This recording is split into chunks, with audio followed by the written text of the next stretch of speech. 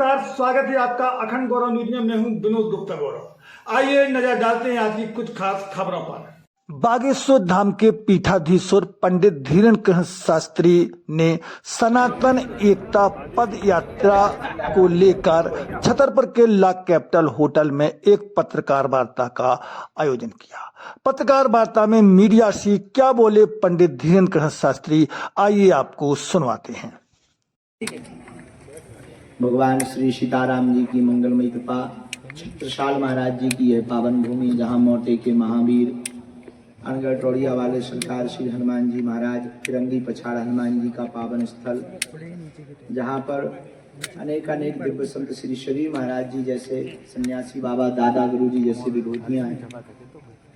ऐसी पावन भूमि छतरपुर में सभी पत्रकार जगत के हमारे परिवारजन सदैव बागेश्वर धाम के साथ कदम से कदम सहयोग देकर के बागेश्वर धाम बालाजी महाराज की कीर्ति को पूरी देश दुनिया तक पहुंचाने का आपका जो श्रेय है, उसके हम सदा ऋणी रहेंगे। और आज हमारा वही परिवार, सभी पत्रकार बंधु यहाँ ला कैपिटल के इस प्रांगण में उपस्थित हुए हैं। हम आप सभी को श्री सीताराम बोल करके स्वागत कर रहे हैं। आप सबका खूब खूब स्वागत है। जय सिया राम। जय सिया राम। श्री मलुक पीठाधीश्वर परम पूजन श्री विभूषित राजन दास जी महाराज जी भी आ रहे हैं। जगत गुरु परम पूज्य श्री पूजनीय श्री राघवाचार्य जी महाराज जी भी आ रहे हैं। हमारे बड़े ही प्रिय आचार्य पूज्य श्री इंद्रेश उपाध्याय जी भी आ रहे हैं। हनुमानगढ़ी के परम अच्छे सिद्ध संत, बहुत अच्छे महात्मा, परम पूज्य से हिंदुत्व के प्रति कट्टरता रखने वाले पूज्य श्री राजूदास जी भी महाराज जी भी आ रहे हैं। सुदामा कुटी वाले परम पूज्य श्री सुतीक्षण दास जी महाराज जी भी पधार रहे हैं। एवं कथा के जगत में बहुत अच्छी कथा के द्वारा सबको प्रभावित करने वाले, ठाकुर जी की महिमा का गुणगान करने वाले, गौ माता की महिमा गुणगान करने वाले पूज्य श्री संजीव कृष्ण ठाकुर जी भी पधार रहे हैं। 22 तारीख को बहुत ही सुप्रसिद्ध वर्तमान में वृंदावन की कथा व्यास पूज्य श्री अनिरुद्धाचार्य जी महाराज जी भी आ रहे हैं। एवं 25 तारीख को परम पूज्य अनंत श्री विभूषित पूज्य श्री वल्लभाचार्य जी महाराज जी भी आ रहे हैं। एक दिन परम पूज्य श्री गोरीलाल कुंज वाले महाराज जी भी पधार रहे हैं। एक दिन परम पूज्य श्री बद्रीनाथ वाले हमारे बहुत ही प्रिय यज्ञ सम्राट परम पूज्य श्री बालक दास जी महाराज जी भी आ रहे हैं। एक दिन पूज्य परम पूज्य श्री किशोर दास जी महाराज जी भी पधार रहे हैं। एक दिवस उसी पदयात्रा में सबको जात पात से मिटाने, जात पात से ऊपर उठाने के लिए, हिंदुओं को एक करने के लिए परम पूज्य श्री श्याम सुंदर पारासर जी महाराज जी भी आ रहे हैं। परम पूज्य श्री ददरुआ सरकार भी पहुंच रहे हैं। सर्वेश्वर राधा मंडल वृंदावन वाले भी पूज्य महाराज जी भी पहुंच रहे हैं। अन्य संतों की जैसे भी जानकारी हमें लगेगी, हम 1-2 दिन पूर्व में बागेश्वर धाम के जो हैंडल हैं उनके द्वारा आप सबको सूचित करवा देंगे। न किसी को मारना है, न किसी को काटना है। ये विचारों की क्रांति खड़ी करनी है। हमें विचारों से लड़ना है, तलवारों से नहीं लड़ना है। हमें विचारों से लड़ना है। इसलिए कोई भी श्रद्धालु हमारे प्रति उदारता रखने वाले, हिंदुत्व के प्रति उदारता रखने वाले, देश के प्रति उदारता रखने वाले, और जो सच में इस देश में जात पात, ऊंच नीच भेदभाव को मिटाने की जिज्ञासा रखते हैं, उन लोगों से विशेष प्रार्थना है, किसी भी प्रकार का अस्त्र शस्त्र आपको इस यात्रा में नहीं लाना है।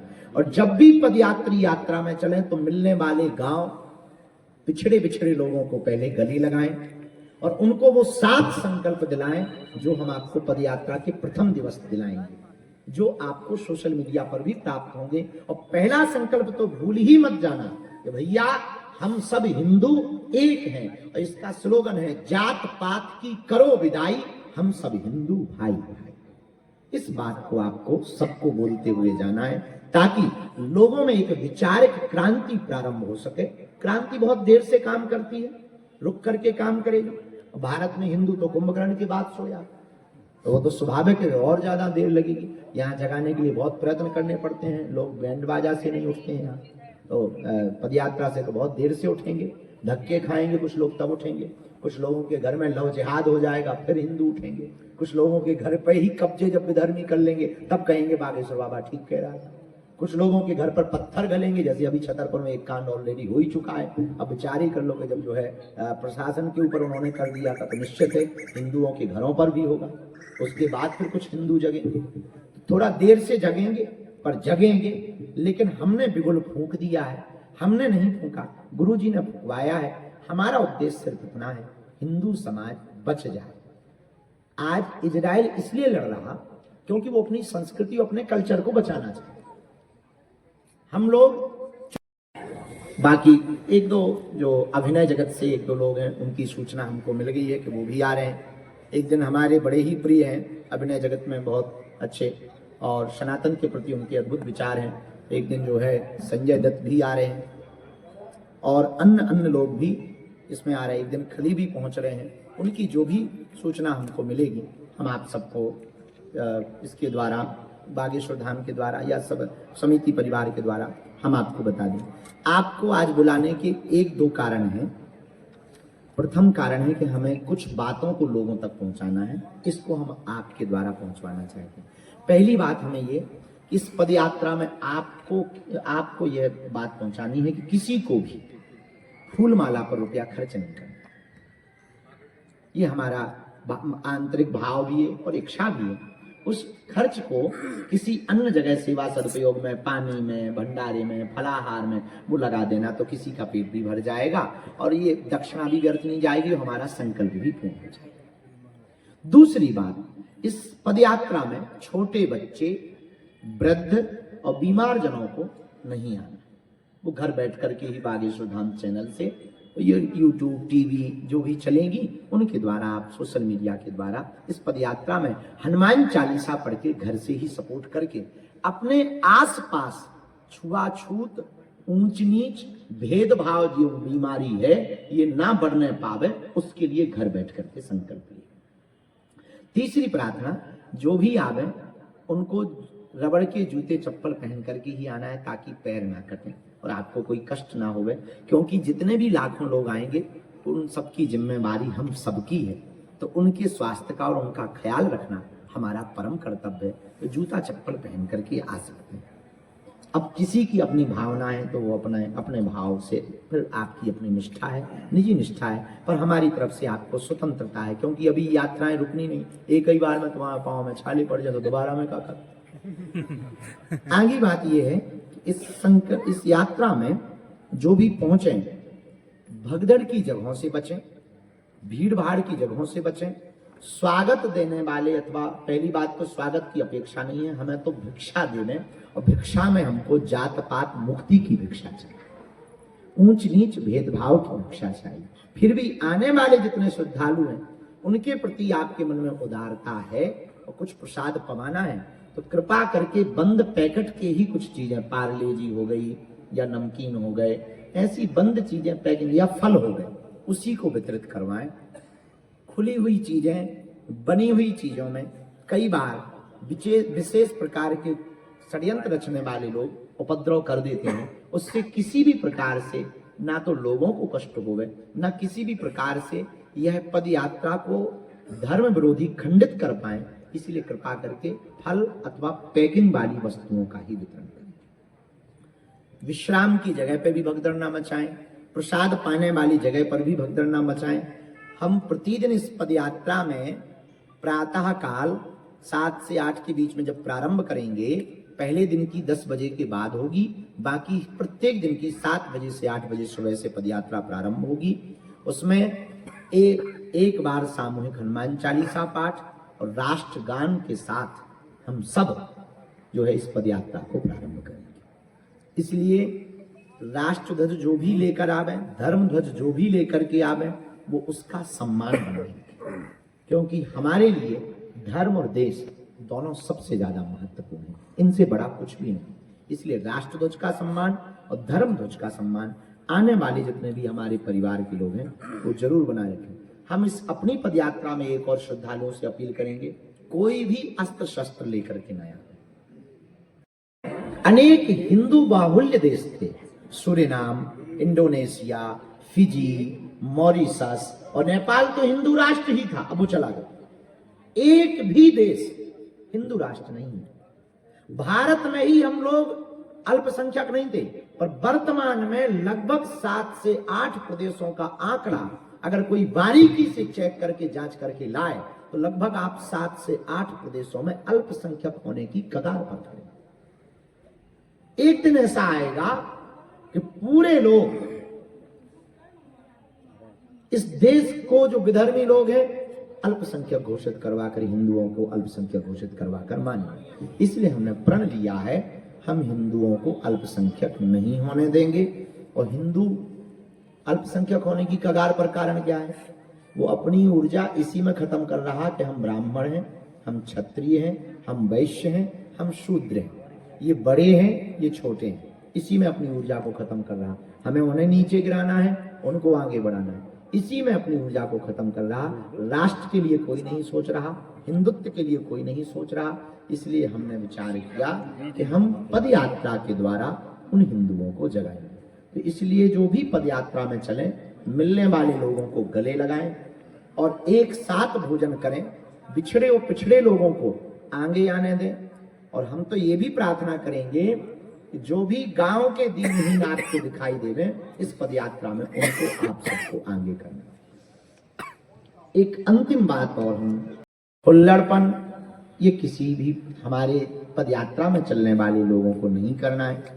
धाम की भी सेवादार है, प्रशासन भी बहुत तन मन धन से पूरा लगा हुआ है यहाँ से यूपी तक का, वरना आपके ऊपर कठोर कार्रवाई होगी। विधर्मियों से भी प्रार्थना है कि कृपा करके अगर तुम्हें अच्छा लगे तो आना, हमें कोई बुराई नहीं है। ना भी अच्छा लगे तो घर बैठ करके ही खाना खाना, पर कृपा करके इस पद यात्रा को किसी भी प्रकार से असफल करने का प्रयत्न ना करना। और देखो भाई, अंत में नहीं तो हम वो 2-4 दिन से लगातार बोल ही रहे कि अगर छेड़ोगे तो छोड़ेंगे। इसका मतलब ये नहीं है कि हमको हिंसा करनी है, नहीं, हम अहिंसा के पुजारी हैं। हमें तलवारों से नहीं, विचारों से लड़ना है। और हम विचारों की क्रांति खड़ी करेंगे, विचारों की क्रांति खड़ी करके हिंदुओं को एक करेंगे। यह हमारी पूरी पदयात्रा का रूपरेखा है। अब आपके दिमाग में ऐसी कोई बात हो जो हमने ना बोली हो, लग रहा है कि विधर्मी आपकी यात्रा को टारगेट करेंगे और इस यात्रा को रोकने का प्रयास करेंगे। और सेकंड सवाल ये, क्या आप इस यात्रा के माध्यम से क्या एक हिंदू देश बनाना चाह रहे हैं? देखिए, अभी हमारा हिंदू राष्ट्र का विचार नहीं है। इस यात्रा में तो पहले हिंदू बनाने का विचार है, वो भी कट्टर हिंदू। हिंदू सब है यहाँ। अब तुम ये मत कर देना कि हमारा काट के नया बयान चला दो, ये बड़ी दिक्कत है यहाँ पे। तो हिंदू सब है, ये मत कह देना कि बाबा बागेश्वर बाबा ने कह दिया हिंदू नहीं। यहाँ भारत में जितने रहते सब हिंदू हैं। इस्लाम के लोग भी जितने रहते वो भी कन्वर्टेड हिंदू हैं। ईसाई भी इस देश में जितने रहते वो भी कन्वर्टेड हिंदू ईसाई हैं। सब हिंदू ही हैं। बाकी लोग तो नहीं तो जो वास्तविक मुसलमान है वो तो अरब देशों में, हाँ, बाकी जितने बदले वाले हैं वो भारत में।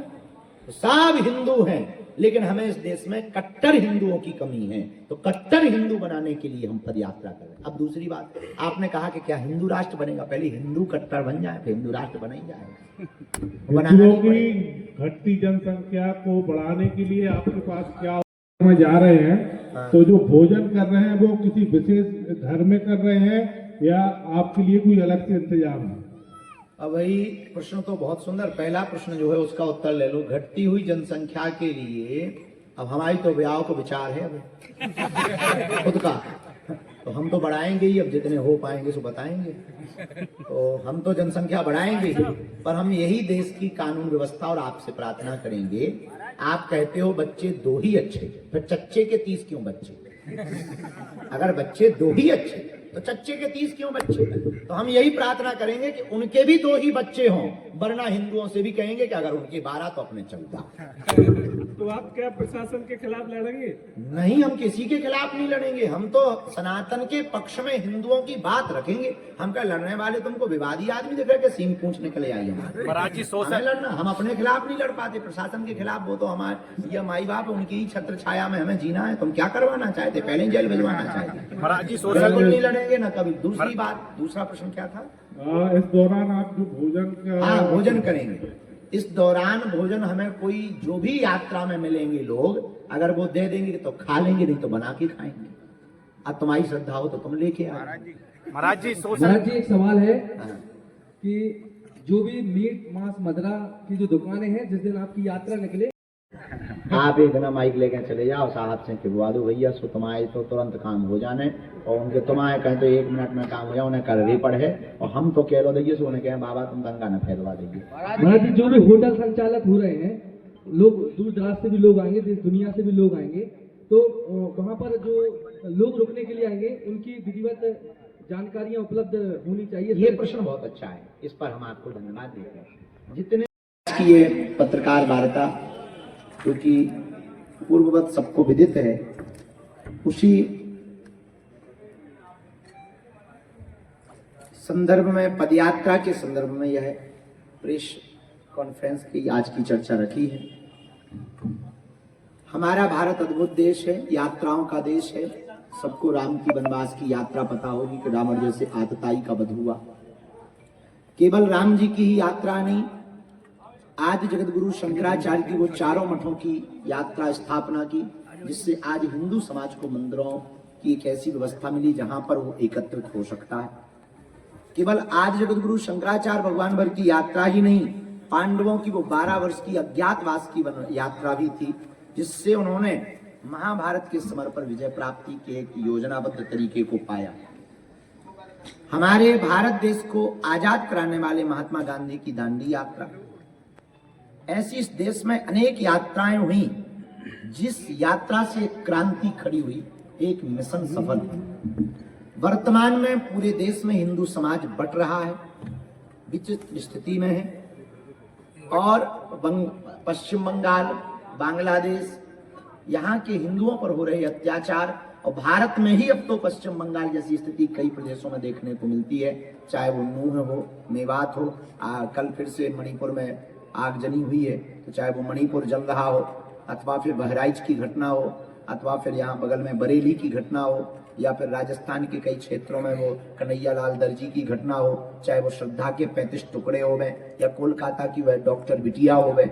इन सब घटनाओं को देख करके धीरे धीरे ये स्थिति आ गई कि वो 6% से 22% हो गए, और हिंदू धीरे धीरे घट रहा है।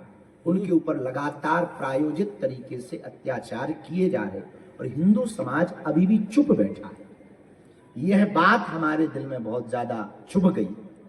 अब हमने विचार किया कि तालियां बजाने से हिंदू राष्ट्र नहीं बनेगा, केवल बात करने से हिंदू राष्ट्र नहीं बनेगा, हिंदू हिंदू कहने से भी हिंदू राष्ट्र नहीं बनेगा। तब हमारे मन में पूज्य गुरुदेव की प्रेरणा से एक विचार आया। जिस क्षेत्र में हम रहते हैं, आप लोग रहते हैं, ये बुंदेलखंड क्षेत्र है। यहाँ रूढ़िवादिता, जात पात बहुत है, ऊंच नीच बहुत है, छुआछूत बहुत है, जिस कारण से समाज में एकता नहीं होती और हिंदू एक नहीं हो पाता। तो हमने प्रण लिया है, हम हिंदुओं को जात पात से ऊपर उठाने के लिए 160 किलोमीटर की प्रथम पदयात्रा बागेश्वर धाम से राम राजा ओरछा तक 21 नवंबर से 30 नवंबर तक करेंगे। ये प्रथम यात्रा इसलिए हमने कही है कि अब ये संकल्प हमारा रुकना है तब तक जब तक लक्ष्य की प्राप्ति नहीं हो जाए। लक्ष्य हमारा सिर्फ इतना है, जात पात में बटे हुए हमें हिंदुओं को एक करना। एक बात हम पहले ही आपको क्लियर कर दें, यह शोभा यात्रा नहीं है, पद यात्रा है। इसलिए आज ही हमने, जब हम मंच पर चढ़े तो हमने कहा भी था, और आज ही गाड़ी में तो नहीं पर प्रातः काल हमारे मन में गुरु प्रेरणा से जो विचार आया था, पूर्व में भी हमने 1-2 बार विचार किया, हम आपकी मीडिया के माध्यम से। बाकी बातें तो हम बताएंगे कि कौन कौन आ रहा, कहां कहां जा रहे। हमने इस पद यात्रा के लिए प्रथम तो ये विचार किया है कि आज से आगे तक जब तक हम पदयात्राएं कर रहे हैं, तो पदयात्राओं के अंतर्गत या पदयात्रा में हम कहीं भी फूल माला पहन करके स्वागत हिंदुओं का स्वीकार इसलिए नहीं करेंगे जब तक यह हिंदू राष्ट्र नहीं बन जाएगा, जब तक इस देश से छुआछूत नहीं मिट जाएगा। ये हमने विचार किया और संकल्प किया। फूल माला ना पहनने का और कोई कारण नहीं, 2-3 साधारण से कारण है। एक कारण तो ये है कि कुछ ना कुछ त्यागना चाहिए। दूसरा, ये कई बार जो है हमने ले लिया, स्वीकार कर लिया, कई बार इस रुपयों का और बड़े अच्छे तरीके से सदुपयोग किया जा सकता है। बस इस कारण से हमने फूल माला का त्याग किया। 21 नवंबर से 29 नवंबर तक की ये जो पदयात्रा है, इसमें हम 8 रात्रि रुक रहे हैं, 9 दिन चल रहे हैं, और लगभग छतरपुर जिले में लगभग हम 75 किलोमीटर में रहेंगे। जो छतरपुर जिले में पदयात्रा होगी 75 किलोमीटर लगभग है। उत्तर प्रदेश में 60 प्लस निवाड़ी में लगभग 25 किलोमीटर की पदयात्रा होगी और टोटल मिलाकर के ये लगभग 158 से 160 किलोमीटर की पदयात्रा होगी राम राजा पोछा। पहले दिवस जब हम चलेंगे तो प्रतिदिन 15 से 20 किलोमीटर की यात्रा होगी।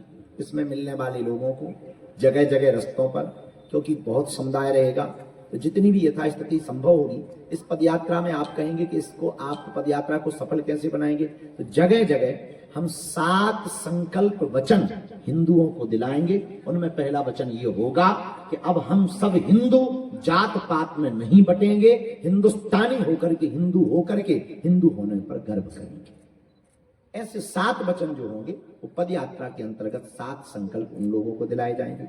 दूसरी बात, पहले दिवस की पदयात्रा हमारी बागेश्वर धाम से होगी प्रारंभ। 21 तारीख को जो पदयात्रा प्रारंभ हो रही है, प्रथम दिवस ही हम अभी राजस्थान में पूज्य जगतगुरु भगवान धर्म चक्रवर्ती पद विभूषण रामानंदाचार्य हमारे गुरु जी पूज्य श्री रामभद्राचार्य जी महाराज थे, उनके चरणों में निवेदन किया।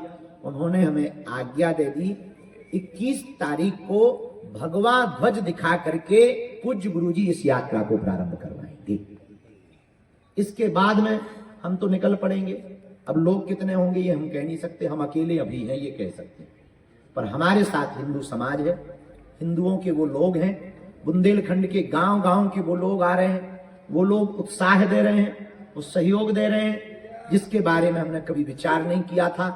और अगर भविष्य में कभी भी छतरपुर के लोग बैठे हैं तो स्वभावश ये बात हमें बोलनी चाहिए। देखो, एक होता विजन, एक होता मिशन। हमारा ये मिशन है और विजन भी, दोनों है। जैसे चंद्रयान एक मिशन था, वैसे ही हमारा हिंदुओं को एक करना मिशन है। ये जरूरी नहीं है कि हमारे जीते जागते पूर्ण, जब भी पूर्ण होगा तब पूर्ण होगा, लेकिन हमारे तन में जब तक मरते दम तक प्राण रहेंगे तब तक हम इस देश के हिंदुओं को एक करने के लिए, जात पात मिटाने के लिए यात्राएं करते रहेंगे और लोगों को जगाते रहेंगे। बाद में जब भी ये लक्ष्य पूर्ण होगा तब ये छतरपुर के लिए और बुंदेलखंड के लिए एक गौरव का दिवस होगा। ये जब भी स्वर्णम अक्षरों में लिखा जाएगा वो तब लिखा जाएगा, क्योंकि राम मंदिर की विजन को, राम मंदिर बनने को 500 साल तक हम लोगों को लड़ना पड़ा।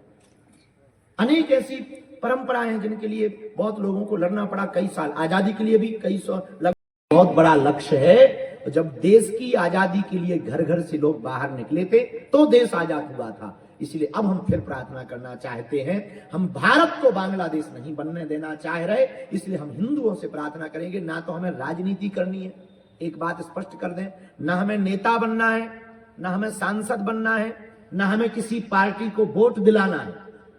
हमारा सिर्फ और सिर्फ एक लक्ष्य है, हिंदुओं को जगाना और अपने बुंदेलखंड के गौरव को बढ़ाना। दूसरा हमारा कोई लक्ष्य नहीं। अब इसका परिणाम कुछ भी निकले वो हनुमान जी जाने। हम तो अपना लक्ष्य और संकल्प लेकर के निकल रहे, अपनी यात्रा लेकर के निकल रहे। अब देखेंगे लक्ष्य कहाँ होगा, पहुंचेंगे कहाँ। जब तक प्राण है, बीच में भी प्राण चले जाएंगे तो भी रुकेंगे नहीं, उसके बाद फिर जन्म लेंगे।